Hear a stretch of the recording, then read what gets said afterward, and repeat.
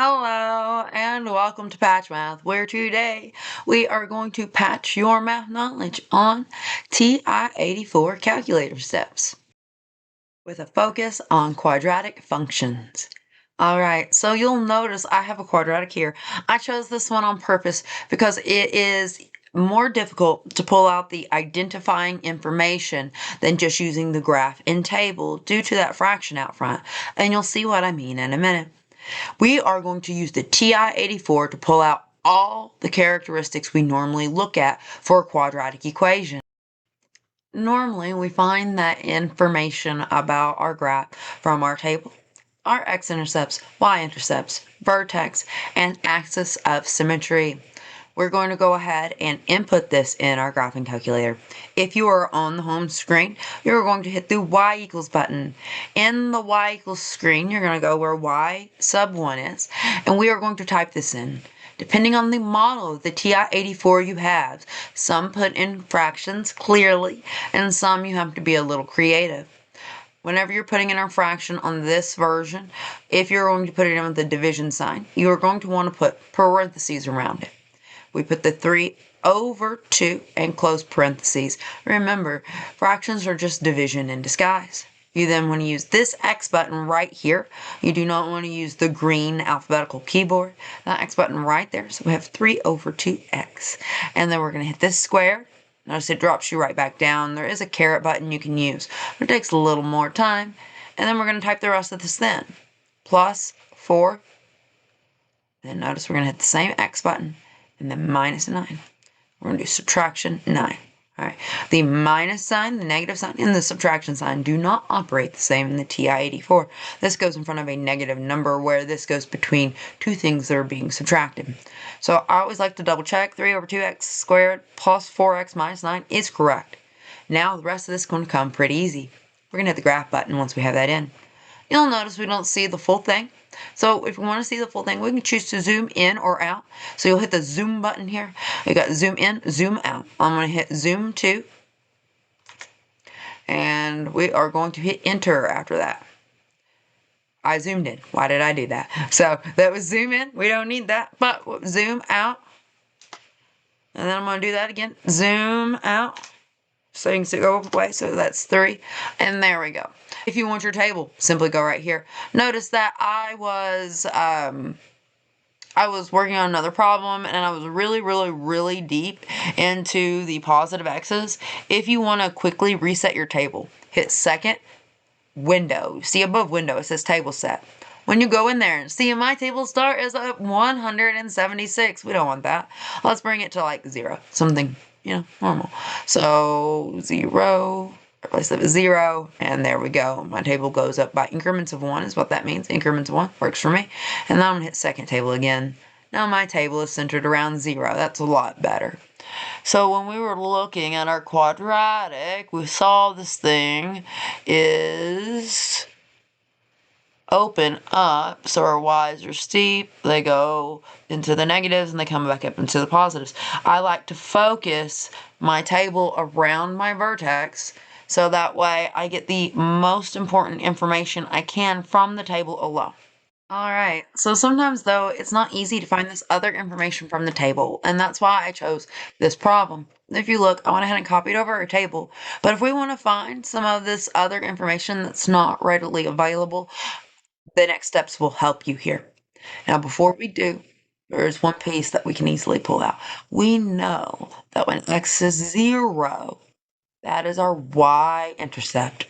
So when x is 0, that is our y-intercept. We already have that from our table. Find x equals 0. That's another reason I like to center my table around that. That's your y-intercept. That being said, let's go back to the graph. You'll notice on our graph that our window is not, we can't see our vertex. So I want my vertex to be in there. I want my y, my minimum. Let's change it to like negative 15.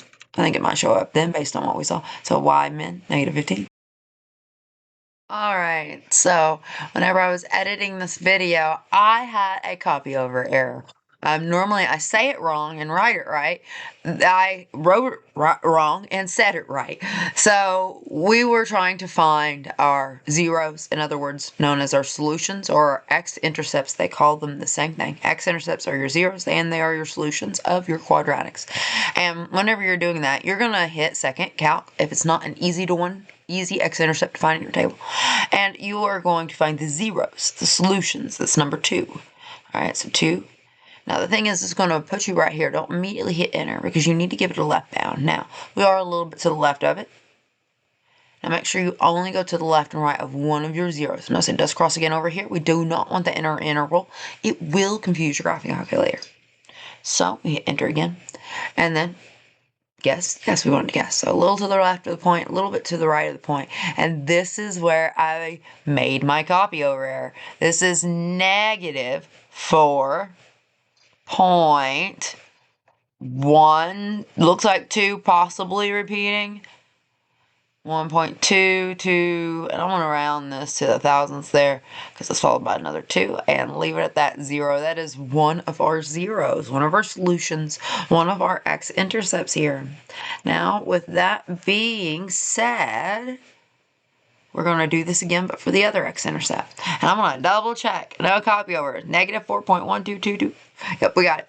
All right, so second calc again, and we're going to do the same thing. Number 2, you can also scroll down like this and hit it. All right, it's going to ask you for the left bound, but we're going to go over here to our other 0. Left on this one is a little bit below. If you'll notice, we're traveling left to right. We're going to hit enter a little bit to the right of our 0, where we cross the x-intercept is a little above in this case. So we're going to hit enter. It's asking us if we want it to guess. We're going to hit enter again. And there is your other 0, 1.45, and that 5 is followed by another 5, so we're going to round that up to 6, 0. Double check that. Positive 1.45 followed by another 5, so we round that up to 6, 0. There are your 2 x-intercepts. We're going to use a similar set of buttons to find the vertex, but it's important while we are on the screen. Notice our parabola is concave up.